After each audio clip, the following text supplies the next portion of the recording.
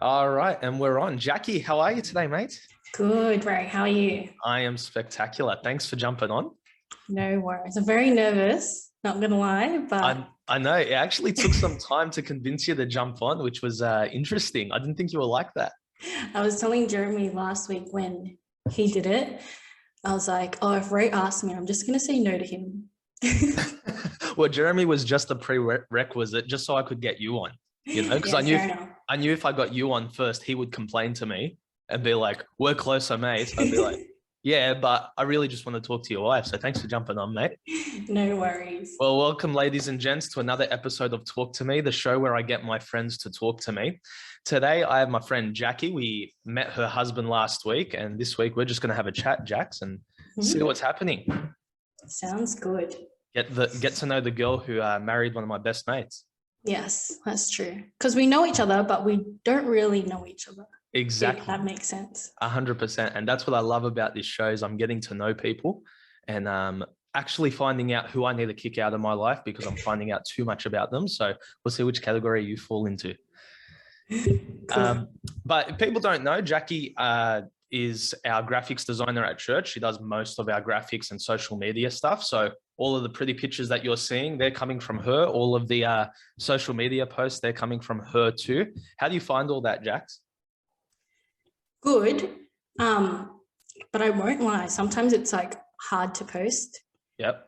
As in, like, you don't want to just be, I guess, posting when you're not in the right frame of mind. But I find that, like, say I've posted daily verse, like on stories, that's actually something that's applicable to my life or something that I've found is encouraging to me. So, like, when I chuck up verses or even like the sermon quotes, that's stuff that I've taken like from the sermons or verses that I've come across. So no, it's good. Really? So are you treating it sort of like a quote unquote personal page?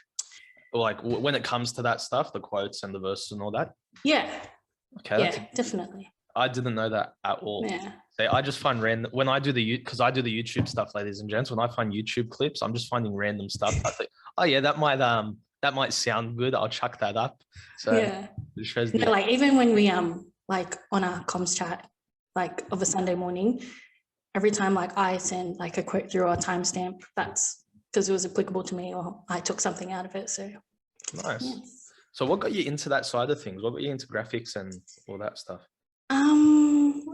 I've sort of always been creative, even when I was younger throughout like school and stuff. Like I've always been into like craft or like pretty stuff. No, not like pretty stuff, but I've always enjoyed subjects that were more like hands-on, not so much like, not that you don't have to use your brain, but like I don't have to like think too much. Like I can be more creative. It's more creative than it is minded, which is pretty cool. Yeah. So then I started doing a bit for church. This was like my church prior to Southend. So I started doing a bit of that. And that was around the time I was like in year 11 and I didn't really know what I wanted to do. My fallback was I was just going to go into nursing because my mom was a nurse, my brother was doing nursing, all my aunties were nurses, my cousins were nurses. That's a very weird fallback. Well, I just thought like, okay, I'm Filipino. What's like a job? So you went straight down the stereotype route? Yes. That's awesome. I was like, what's a job that I could do? But like, I hate the hospital. Like going to the hospital when I was little, because my mom's a nurse. So every year they would hold like a Christmas party and they would tell like the nurses to bring their kids and they would give us gifts and stuff. But I just hated going to the hospital. Even the thought of like eating the food, even though like it was prepared by the nurses, it wasn't hospital food, but the fact that it's just like being in hospital, I was like, yeah.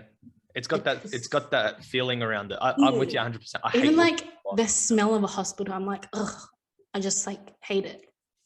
That's funny because that's sort of similar to us as kids. It's like wherever your parents forced you to go 24/7, you ended up hating that place. Yes. Or like Bunnings. I hated going to Bunnings because my dad always took us to Bunnings. I always loved Bunnings. Why do we have to go there again?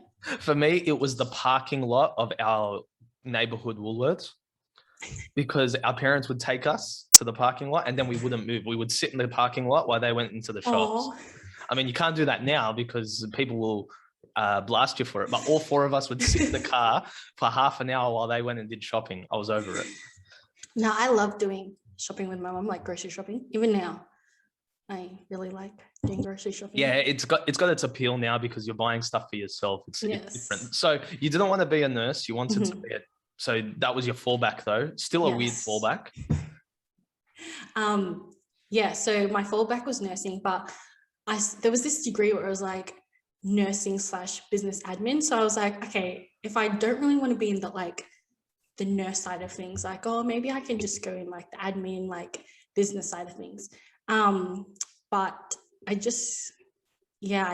wasn't really into that. You really wanted to get away from the hospital. Yeah. Yep.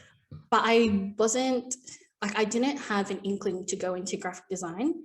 I think because my first thought was like, how am I going to make a living? Okay. Which I think a lot of... It wasn't really, what do I want to do? It was just, I need to find something that's going to make me money. Exactly. Like, how am I going to set myself up for the future? Like, is graphic design really going to like provide me a stable job? Because I feel like back when I was getting into like uni and stuff, for me, I wasn't really around people that did a lot of graphic design in terms of like had a job in that field. It was just a different side. Yeah. Okay. But yeah, so I was doing stuff for church, and then I did my HSC, and then after that got my ATAR and stuff. But I wasn't really feeling the nursing route. So I did a certificate in graphic design, which I didn't know Kimmy was going to be doing this same certificate at this same college. Oh, really? So that wasn't planned? No. Okay. I hadn't even like told her that, oh yeah, I was going to do graphic design. So then we rock up to our first day and I see Kimmy there. I'm like, what are you doing here? She's like, oh, I'm doing this course. And I'm like, no way, I'm doing this course. So yeah, isn't she one of your closest friends? Wouldn't you have had that conversation prior though?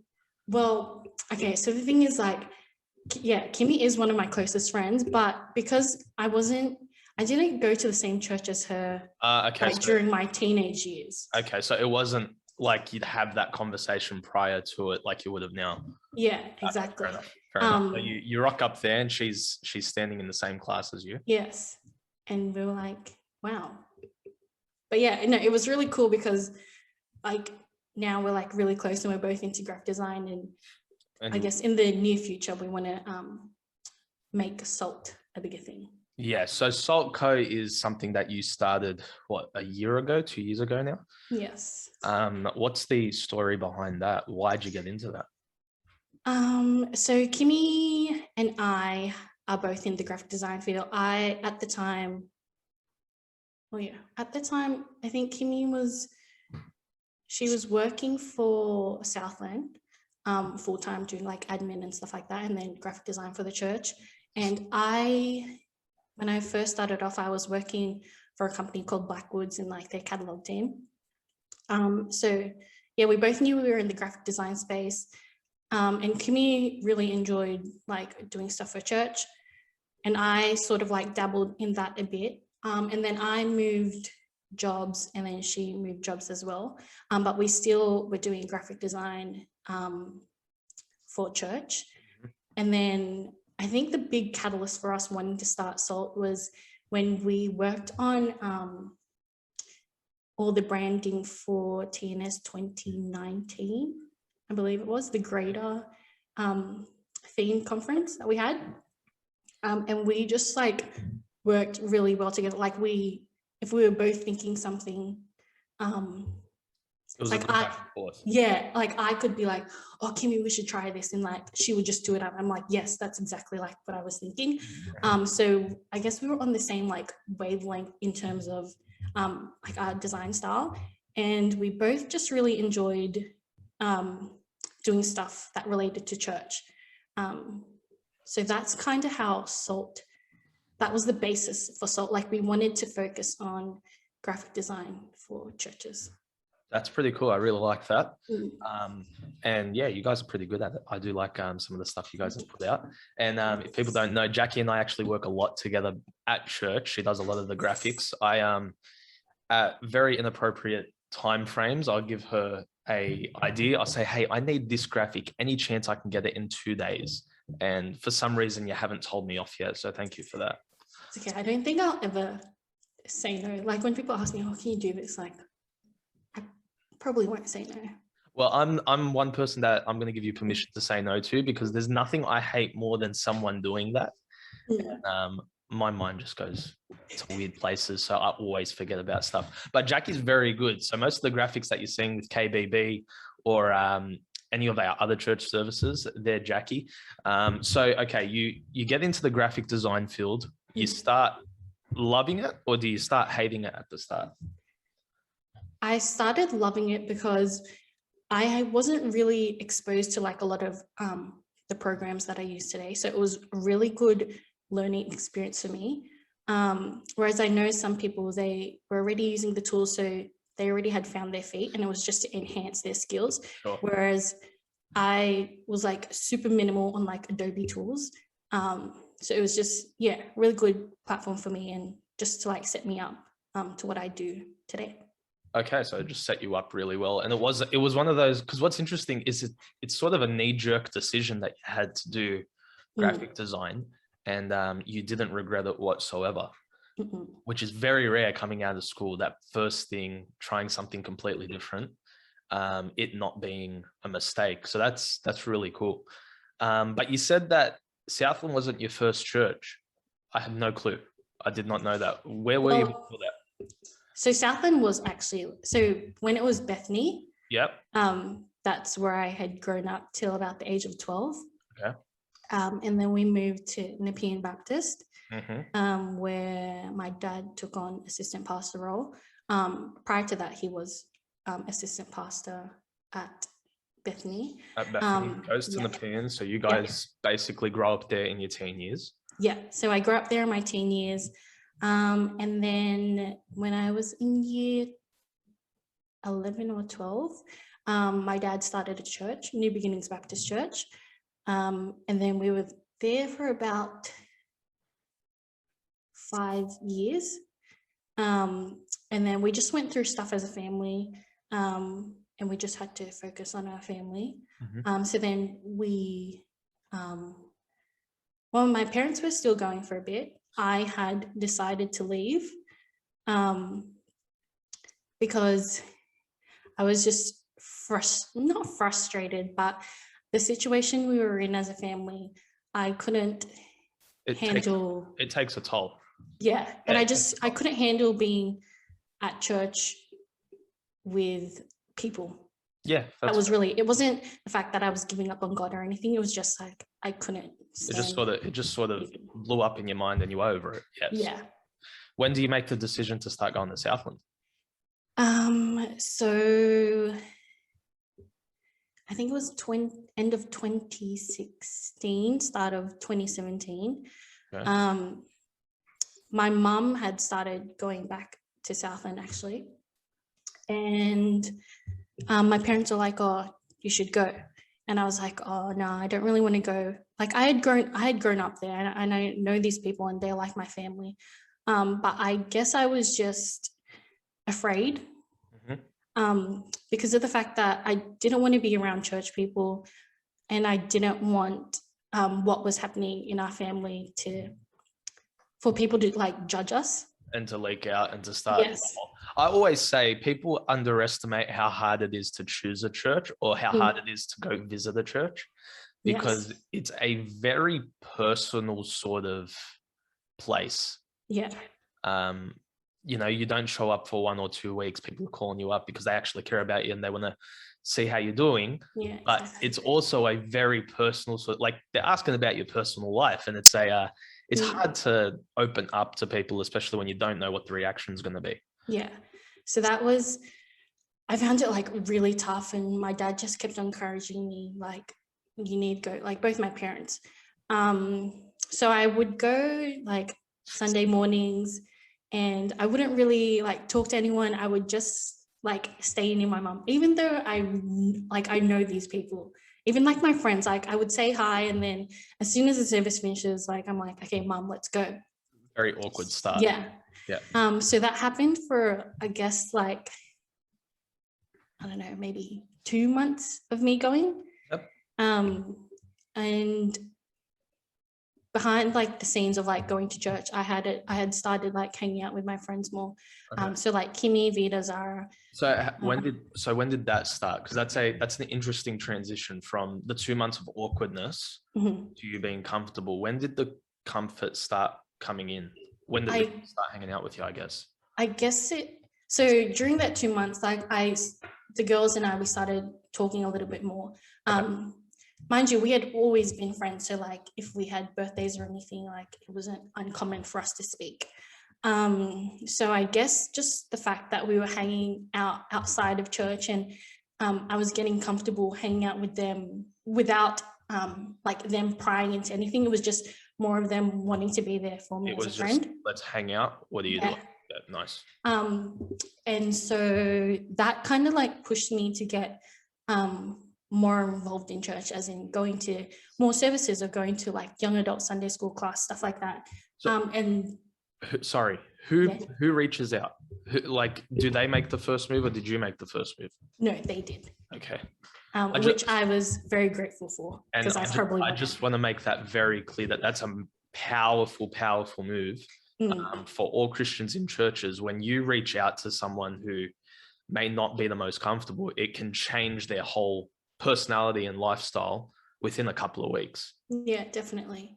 Because I mean, like in my friend group, and I feel like my friends would back me up on this, I'm probably the most outgoing, loud, and boisterous one. But when I'm in situations where it's like, I don't know how people are going to react, or I can't really control the situation, I'm just like really timid and shy. So for them to, I guess, reach out to me without really knowing what I was going through was a really, I guess, pivotal point in our friendship and in my Christian walk.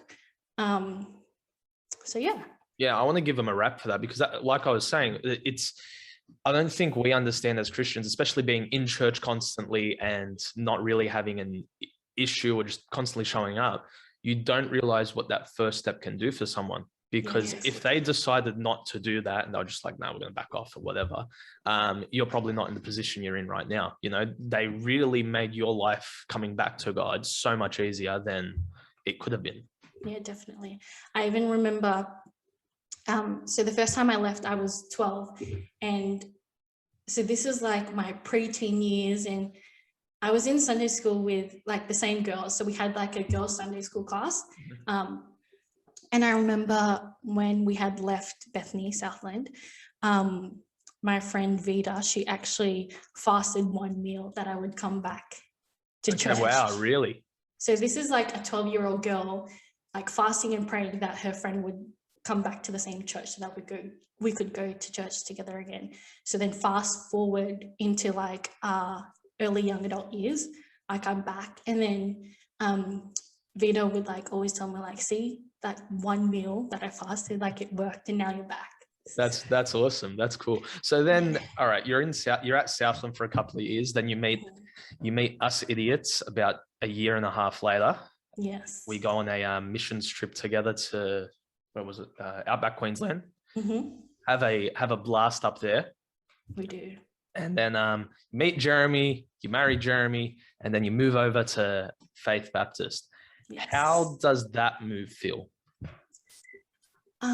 It was, not gonna lie, very hard for me. Not in the sense that I was going to unfamiliar territory, because I mean, I had met you guys, and I had, during like us dating, I would come to your services when we didn't have like a church service, and then Jeremy would do the same as well. So I wasn't unfamiliar with the place and with the church and with the people. It was just more of the fact that I felt like, not that I was losing, I guess, yeah, like losing a part of me. It's that whole personal aspect of church that we're talking about before.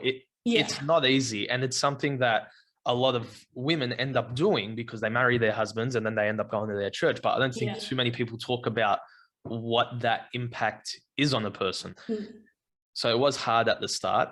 Yes, it was very hard. Even like, I know some months, like for the first few months, it was like some nights on a Saturday night, I would like just be bawling my eyes out, and I'm like telling Jeremy, like I'm all alone, blah blah, and he'd be like, no, like you have me, you have the boys, you have my family, and I said, like, no, it's different. You don't understand. But I guess it was just that whole thing about like being a girl where I had to not like let go of my past, but I had to move forward. So that was really, really hard for me. Even when we got engaged, like happiest night of my life.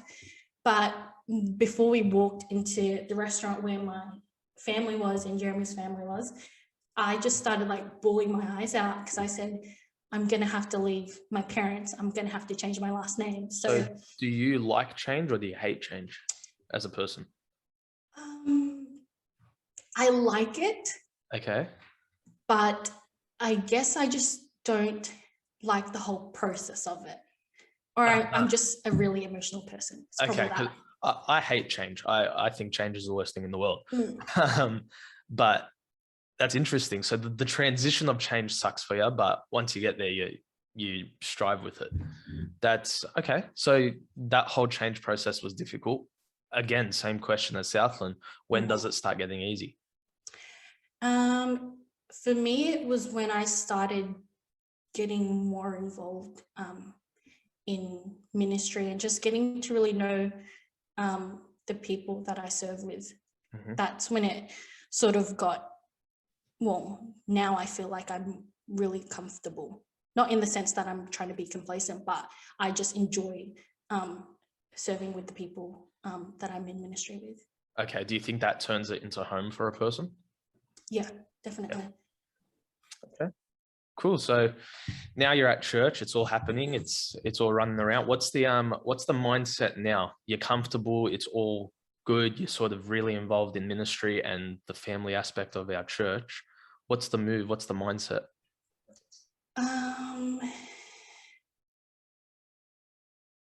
It's a very broad and loaded question. Yeah. Where do you see things moving from here then?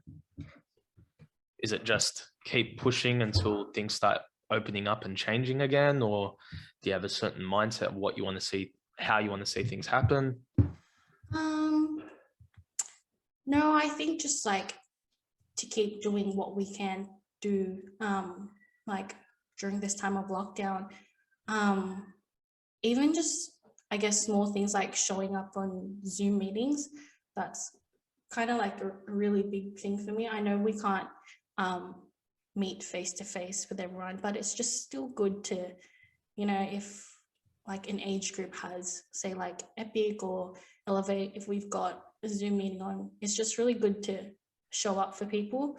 Because I found for me when like I'm not in the best state spiritually, or I'm just not feeling anything, like when I see other people show up, it's a real encouragement for me. So I guess, yeah, just showing up when I can, even just doing stuff on social. Like I know sometimes I'll get like a bit complacent in posting stuff on our Instagram, but I find that like during this time, it's a really good time to just be engaging with the church, post verses up that I know I've found as an encouragement to me, so it might encourage someone else. Have you found your role to be a lot more important than you initially realized? Definitely, especially because of lockdown. I feel like it's a really important thing for churches to be present on social media, because I mean, you're at home. I know for me, I'm on my phone like 24/7. Yeah, 100%. Whether it's for like just me time or for work, like I'm always on the phone or on the computer. Constant. Yeah. So yeah, I think it's really important, even if it's not like, I don't know, even if it's not, what am I trying to say? Like if it's not important or it's not necessary, you're on it. Yeah. And it's needed. because what I'm getting at, I guess, is I've realized how important the IT team and the IT side of things was last lockdown. Mm. I think every church realized that as well, because you didn't realize you needed a camera crew until we weren't allowed to step in the building. I think this time round, I'm noticing the value of YouTube and social media a lot more than I did last time. Yeah. And Agree. excuse me, and making sure that everything looks perfect and everything looks right. Because the smallest little tweak can change everything for a channel. Yeah. So I think that's even the same for like, say I like chuck up something that I think like, oh yeah, like that's something that I've learned from the sermon or something, but it might not be applicable to someone else. But then you don't know what, say, sharing that verse or sharing that sermon quote that you learned, like what that can do for someone else. Yeah. So yeah. Okay, so then what's your lockdown advice for people? My lockdown advice for people. Yeah, I like hearing what people are doing in lockdown, because your lives are all completely different to mine. What are you doing during lockdown that's helping you either stay sane or helping you keep active, or whatever it is? Well, we were playing tennis, which was really fun, but now that's out of like our 5K radius, so we can't really go and play tennis. I bet Jeremy was gutted by that. He actually was. We were like going 3 times a week. Really? Yeah. Awesome. So yeah, that was really fun. But I don't know. For me, I just found that I'm like in a. Okay, I don't know. Jeremy might not agree with this, but I find like I'm in like a cleaning mood. Okay. So like, it's really weird. Like yesterday, I was scrubbing our windows. Like I literally like took the glass panels off and was like scrubbing them. I don't know, just you get to a weird state where you just find stuff to do. yes. So old mate's over there making Legos and you're pulling windows apart. Literally. Fair enough. Okay, so keep yourself busy. Yeah, just I guess it's more like the things that you couldn't do outside of lockdown. Like I know for me, like I wanted to clean our windows, but I don't know, haven't had the time. Yeah. Or like I never did it. Like actually going outside and like cleaning windows. So yeah, just doing stuff that you wanted to do when you said that you didn't have the time. But now you have the time to do it, so you might as well do it. Okay. Interesting. Guys, stay busy, I guess. That's Jackie's advice. If you have a window to pull off its hinges, do that. If you want to clean a door, take that off its hinges. I don't know. Jackie's got some interesting methods of doing things. So then let's take it back, because I've actually never heard this story.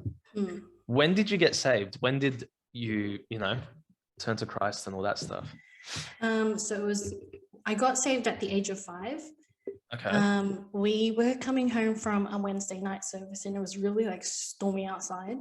And not that I hadn't seen storms before, but I just really thought that we were going to die. Like, the logic of a kid. I love it. Literally, I said to my dad, I was like, I didn't even want to get out of the car when we like pulled up in our driveway. And I was like, we're going to die. Like, I was telling him, like, I don't want to get out of the car. We're going to die. Brilliant. And then we went into my brother's bedroom and he had like a children's track. My brother had a children's track. And my dad asked me, like, do you know where you're going to go when you die? And I was like, no, but like, I don't want to die. Like I was just terrified of not knowing where I was going to go. So then my dad took me through the plan of salvation and said that if I put my faith and trust in Jesus, that if I die from this storm, I would go to heaven and be with him. So then that night I prayed that prayer and I got saved. And I remember like for the first few months of like me getting saved, I would just like tell people that like, oh, I got saved and this is like how I got saved. Like I remember there was this one time, my dad used to do a bus route for the church, bus route, whatever. And we would pick up like bus kids and stuff. Anyways, there was this man that would do it with him, like do the bus ride with him, Uncle Moses. And my dad was saying him, why don't you tell him how you got saved? So I was just like telling him like, this is how I got saved, and like explaining to him how I got saved. So I was really confident in the fact that I had put my trust in Jesus at a young age. And then I think at the age of 11 or 12, so like I knew I was saved and stuff. And then at the age of 12, we were I'm not sure where we were, but I was with my family, and my brother and my dad had gone into the shops. And I was just like rummaging through the glove compartment and found another tract. And I was in the car with my mum. And I think at that point I was just, I just wanted to reaffirm and be reassured of my salvation. So then we went through that, and then I just prayed again and rededicated my life to God at 12. Okay. It's funny. I think a lot of kids have a similar story. First off, does it make you look at kids differently, seeing how big a decision you made at the age of 5? Yes. Like, I think like, I'm like, oh yeah, I got saved when I was 5. And then you see kids now, like getting saved, or just like them comprehending it. And it's like, how? Yeah. Because I think the exact same thing. Because when I got saved at 7. I had a lot of people, I was very similar. I went and told the world, but I had a lot of people be like, oh no, he's not really saved. It was just, or whatever. He's just a kid. And it made me completely look at kids differently. And that's probably why I'm in kids ministry now, because I saw what happened to me at 7 through a video. And it's weird that a kid can comprehend so much. Like, you look at a kid, they think a tissue box is the coolest thing in the world, yet they also have sorted out their eternal destiny, just turning to God. But then I think the big thing for me from ages 7 to, I think it was 11, was fear. It was like my constant thing was, I'm just scared. I'm scared of going to hell. I'm scared of dying, all that sort of stuff. And that's where my reassurance came from, was that night. I remember that night just praying with my dad and just being like, I want to make sure of this thing. I want to make sure there's no ifs or buts about it.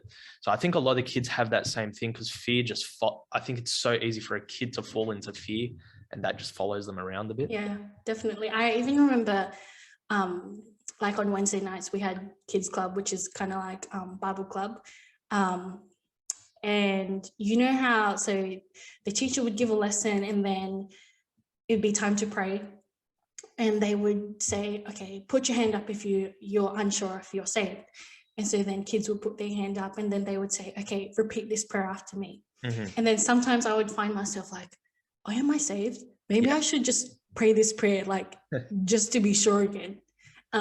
So yeah, I definitely think kids go through that when they're saved at a young age and sort of grow up in church. I think it's just it's easy for two things. It's easy to have a false confession because of the whole, put your hand up if you want to be saved and repeat after me. You're saved now. Yay, everything's sweet. And there's no background check. But it's also so easy for a kid to just not be sure of things, because everything scares a kid. Okay, so you get saved at that age. Does that change the way you look at life? Because getting saved at the age of 5 isn't really the biggest turnaround for your life, but how does that make you grow up? How does that follow you around, especially in your teen years? So I feel like I wasn't like, growing up, I didn't really doubt my salvation. I didn't really doubt my belief in God. But, and then even because I went to a Christian school, grew up in a strict Christian home, church every time the doors are open. So like my life revolved around church and ministry and stuff like that. So I wasn't really tempted to sway away into the world. I wasn't really faced with those trials at like a young age, and then even like in my later teens. But I guess for me, a pivotal point was, again, when I told you how, so our family was going through trials, and it was just that point, I think I was 22 at the time, 21, 22. Okay. And it was like, okay, because my parents weren't going to force me to go to church. Like I had told them I'm not going. Not happening. Yep. Yeah. And then when I had started going back to Southland, hanging out with my friends, stuff like that, I remember I was in my bedroom and I was just like looking in the mirror and I was like, okay, no one's going to force you to do anything. And it wasn't, I told God, I said, I haven't given up on you. Like, I've given up on the idea of church and the idea of being around Christian people. So at that point, I was like, okay, now I'm going to have to choose. Do I want to follow God? Do I want to go back to church? Or am I just going to like live my life the way I've been living it for the past few months? And at that point, I had started, going to more services, going to Sunday school and stuff like that. So for me, I had really enjoyed all that stuff. And I even tell Jeremy, like, Sunday's my favorite day of the week. Yeah. So at that point, like, each week I would hang for Sunday. I'm like, I can't wait for Sunday. Like, I'm going to be in church. So that time when I was 21, 22, that was a time when God was like, okay, now you're going to have to make your decision.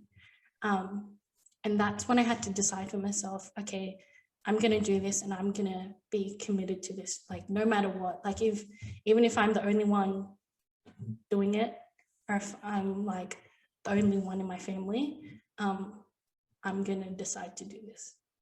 And that's sort of a pivotal point that just starts changing everything. I think it's important that every Christian makes that decision, whether they love church or they can't stand it. You need to make that decision because it's very easy to fall into the trap of, I just go to church for the sake of going to church, or I just go because I like the people, or I don't like the people. Once you have your mind set on Christ, no matter what people do to you, it just sort of doesn't matter. Yeah, exactly. And even the fact that, like, my cousins are Christians and like I have Christian friends and stuff. So like I had been invited to other churches, but it was just the point in my life, like, okay, you need to choose where you're going to worship weekly and like what local church you're going to be a part of. So yeah. Okay, cool. Well, Jax, what do you tell teen Jacqui? You tell 10 years ago Jacqui, what's the one piece of advice you give her? 10 years ago, Jacqui, I would have been 17. I would tell her, I would just say, even though your life seems easy now, it's going to get harder, but it's going to be better in the end. Would you have gone through all that stuff again if you could turn back time? Definitely. Even like my parents, like sometimes when we sit and talk about these things, like I know, like when I was dating Jeremy and then when I got engaged, like that period of like getting engaged and then getting married, that was like a really hard time for me as well. And my parents even like would remind me, like, because like of what happened in our family, I would sometimes just be like really bitter at what had happened. And my parents would always tell me, like, if we didn't go through these things, can you imagine what your life would be like? Like, I wouldn't be married to Jeremy if I... Yeah, life is a very... Yeah, like, I wouldn't have been blessed with the things I have now, or like with the friends and family that I have now, if I hadn't gone through those things, or if I hadn't stuck it out. So... And what's something that you want for the people to take home? Like, if you could give them one message, what's that message you're giving them? That one message. Ooh.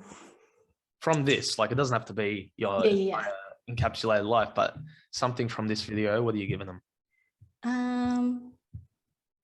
I guess a good one for lockdown right now would be just to just show up when you can, even though you might not feel like it. You never know what you showing up can do for someone else. I love it. Jacqui, thank you so much for doing this with us today. Thanks, Ray. Mate, where can the people find you online? Where can they find Salt Co? What's going on? So my Instagram is just Jacqui Rose with 2 Qs. If you don't know how to spell my name, JACQQUIROSE. And Salt is at Saltco, I believe. This is very bad. It's very bad. Doesn't matter. As we do each week, ladies and gents, for some reason, none of our people know their social media handles. We'll chuck it all in the description below.